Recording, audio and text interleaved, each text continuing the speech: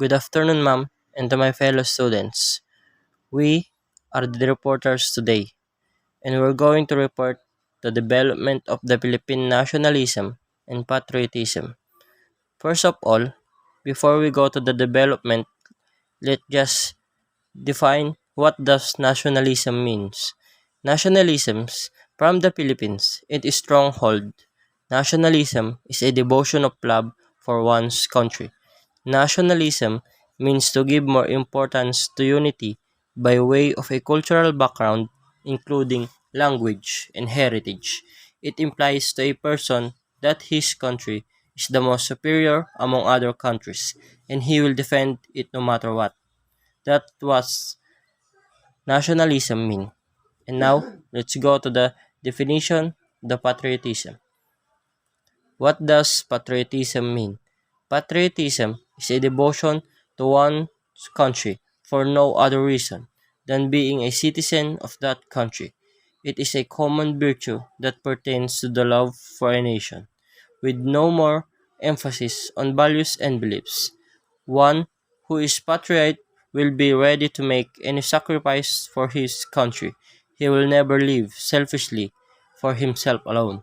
A soldier, and this is one of the example of being patriotism. A soldier, for instance, makes the supreme sacrifice of his life for the sake of his country. And now, let's go to the development of nationalism and patriotism.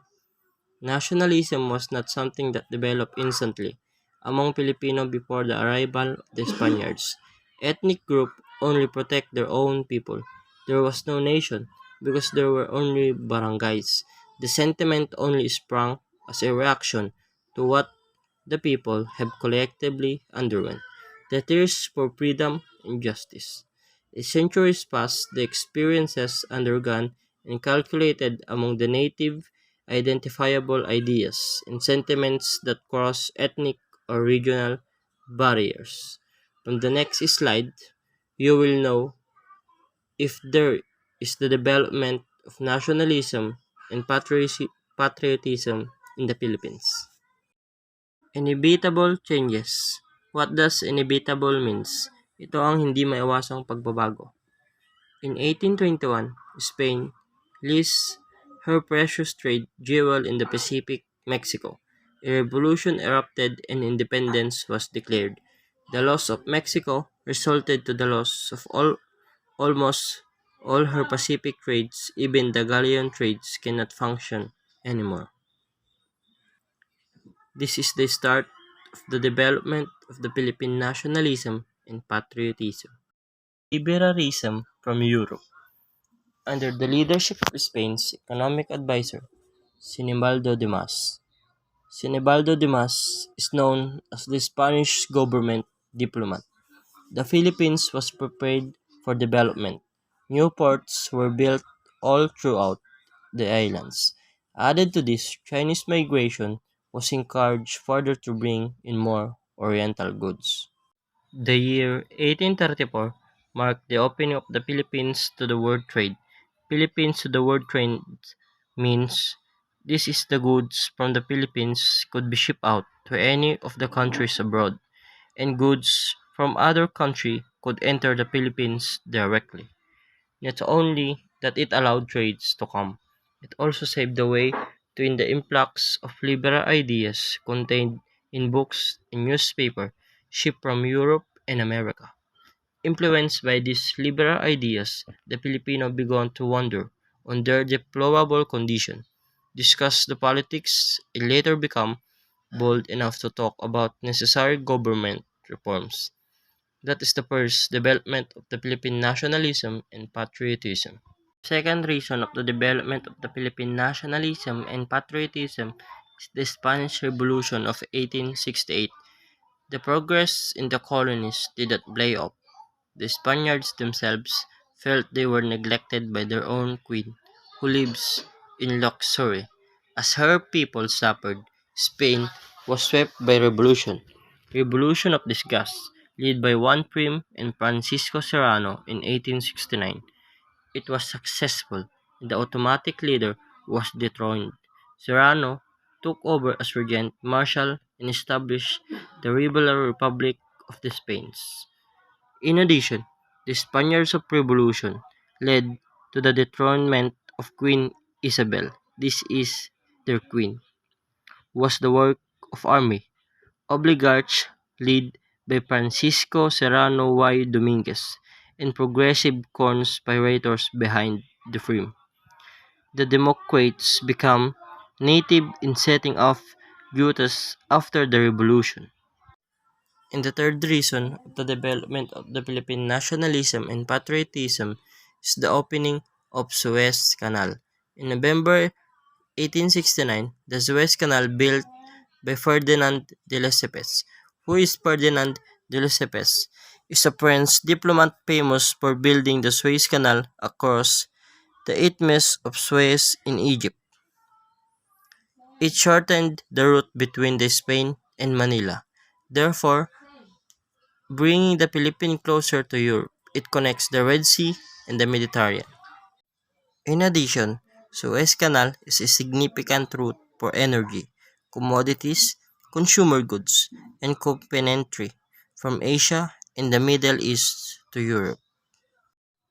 And next is the administration of Izquierdo from 1871 to 1873, when the reactionary regime was restored in Spain.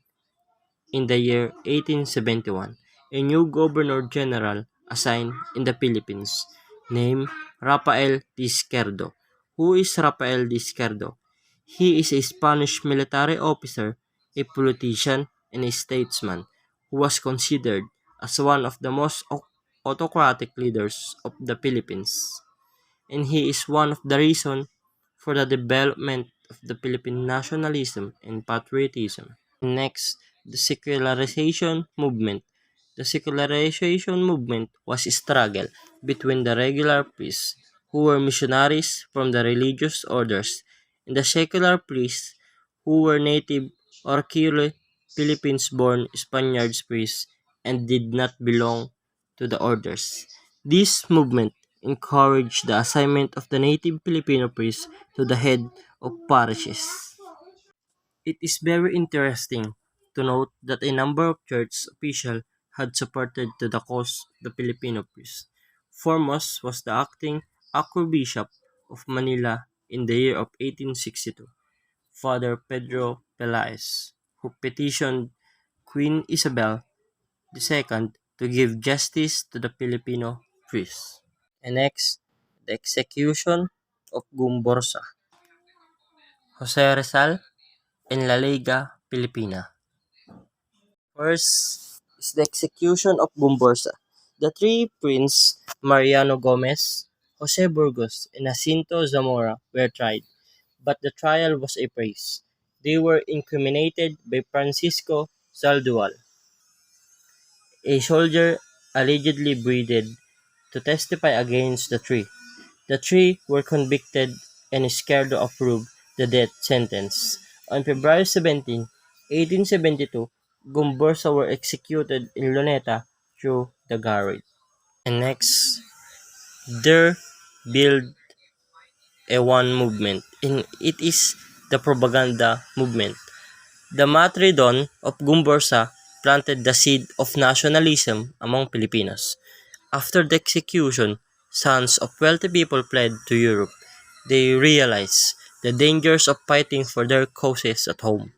They're in the free atmosphere of the old world. They initiated a sustained campaign for reforms in the Philippines. That's why the development of the Philippine nationalism and patriotism is very interesting. And why this is important?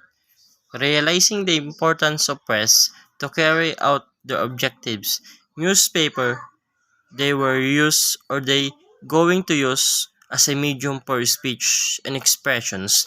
Marcelo del Pilar, during the early stage of the propaganda, founded the first Tagalog-Spanish newspaper in the Philippines, Diarong Tagalog. And next, Jose Rizal. According to research, Jose Rizal is the most or very contributed person for the development of the Philippine nationalism and patriotism, according to my research. Jose Rizal in the early 1880s had become one of the active propagandists in Spain. There, he finished his medicine and among other studies, aside from being a Manson, a true enemy of the trials, realizing the newspaper publication proved to be infected for realized propaganda aims. Rizal shifted to writing a novel, The Lonely Tangere and El Filibusterismo. That is his two novel whose be famous, entitled No Limitang Here and El Filibusterismo. Why I said Jose Rizal is most contributive person for the development of the Philippine nationalism and patriotism because Rizal is commonly known as the father of the Filipino nationalism. And the first Filipino, not because he helped establish an independent Philippine state.